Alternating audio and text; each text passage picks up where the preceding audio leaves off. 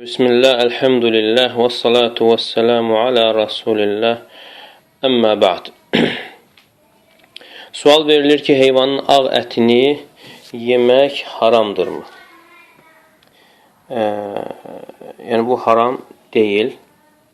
Ona görə ki, bunu qadağan edən bir dəlil olmadığına görə. Çünki əsl bunun icazəli olmasıdır. Və Allah Teala da Maidə surəsi 36-cı ayədə buyurur: "Fəkulu minha və at'imul qani'a vel mu'tar."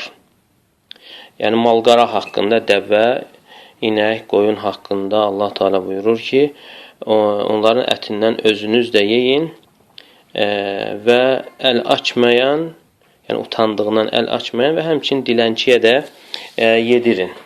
Yəni bu malqaranın ətinin icazəli olmasını bildirir və nəyinsə haram olması üçün onu xüsusiləşdirən bir dəlil lazımdır. Və sadəcə xüsusiləşdirən axan qan haqqında gəlmişdir. Avdəmən məsfuhə, axan qanı içmək olmaz. Yəni bu haramdır. Yerdə qalan hər hansı bir yerin haram olması haqqında yəni bir dəlil yoxdur. Və bu barədə böyük alimlər heyətində də sual verilib. Və cavab verirlər ki, "La yecuzu aklu ma qut'a min al-hayvani al-ma'kul və hiya hayyatun kal-khasi vel-ilya və nahvihima." Yəni diri heyvandan, yəni heyvan diri ikən ondan kəsilən hissə, ağ əti və yaxud da quyruğunu yemək olmaz, icazəli deyil. Yəni diri ikən, heyvanı kəsmədən diri ikən o hissə kəsilərsə, yəni bu icazəli deyildir. Bu da hədisə görə Peyğəmbər sallallahu aleyhi və səlləm buyurur ki, "Mə quti'a minəl bəhiməti və hiyə hayyətun fəhuvə meyyitətun."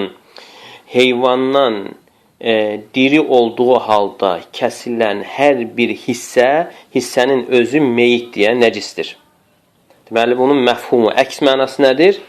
Amma kəsiləndən sonra ondan qopardılan hər bir hissəsi də yəni icazəlidir.